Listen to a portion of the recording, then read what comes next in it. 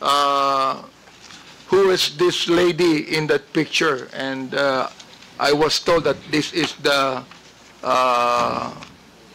daughter of the former president.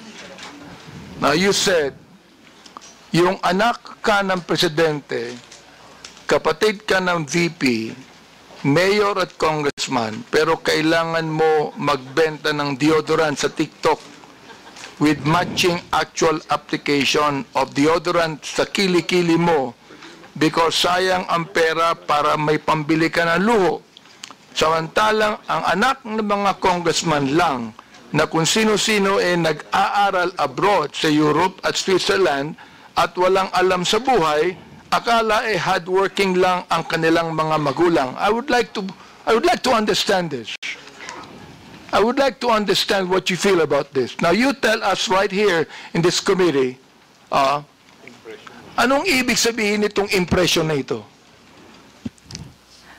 Mr. Chair, respectfully, I would like to say that there are many congressmen whose children live lives that are far beyond what their salin of their parents have. Well, Mr. Chair, to inform Ms. Crisette that I have 3 children, and they never went to Switzerland to study. Yes, sir. Not Okay. you. It's not you, sir. All right, not me. Yes, so sir, not therefore, you. who are you referring to? Sir, I would not... You give us names. Who are you referring to? You made a statement that there are a lot of congressmen. Therefore, you tell us now, who are you referring to? Sir, Mr. Chair, respectfully, my counsel does not want me to mention. Your counsel is wrong. You made a statement, samantalang ang anak ng mga congressman. You made that statement, maraming congressman. So I'm asking you right now, sino-sinong congressman yun na may mga anak na nag-aral sa Europe at Switzerland na walang alam sa buhay? Yun ang ibig sabihin nun. Yun ang impression mo, di ba? All right, you tell us now. Because that is not only an impression, Mr. Chair. She is telling us something that she believed to be true. Your Honor, as counsel for resource person Mr. Chair, issue. does the council have the right to speak in this committee? The council should wait for the chair to recognize you. Representative Bante first.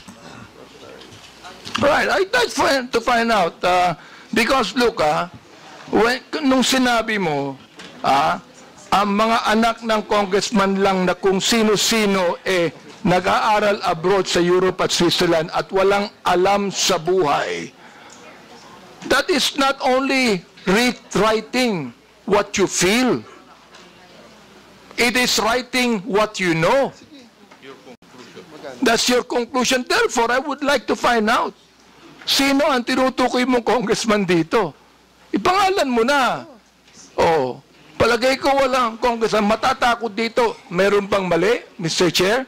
Is there anything wrong with any congressman who can afford to let his children study in Europe and Switzerland? Is there anything wrong with that, Mr. Chair? Let me ask you, yes or no, is there anything wrong with that? Ms. Crisette, kindly answer the question. Mr. Chair, Mr. Chair, may I be allowed Would you allow the council? I will allow counsel to speak first after she answers. After she answers. Okay, Your Ms. Crisette, Honor, please answer the question. Your Honor, to facilitate the expectation of the Honorable Congressman, may I be allowed to give 1 minute just to confer with my client, Your Honor? Attorney Bello, tapusin muna natin yung question to Crisette. Pag na answer niya na satisfactorily, then we can proceed with your manifestation. Ms. Crisette, please answer the question. Yes, sir. Your Honor, Chair. my request is Ms. that before- Chair, Sec. Your Bello, wait until you are recognized. Crisette Wait. Chu is being recognized as of now. We have rules to follow in this. Ms. Crisette, kindly answer the question. Sir, Your Honor, Chairman, just Mr. reconsideration, Chairman. Your Honor. My request, Your Honor, is that before my client will answer, may I be allowed 1 minute to confer Mr. with Chair. Your Honor, to Mr. Chair. clarify Hold on. with the Are you permission of the referring Honorable to a Congressman. legal advice? Would you like to confer with your client? Yes, Your Honor. Okay, you just- confer with your client first. Yes, Your Honor. We have a 1 minute suspension. Thank you, Your Honor. Thank you. thank you, sir. Thank you, Mr. Chair. Again, I'd like to reiterate the question. Your Honor, thank you very much. I just asked Ms. Chu if there's anything wrong with any congressman who can afford to send his children to Europe and Switzerland. Is there anything wrong with that, Mr. Chair? The only answer is yes or no. Yun lang po. Your Honor, may I be allowed to approach the Honorable Congressman after my consultation with the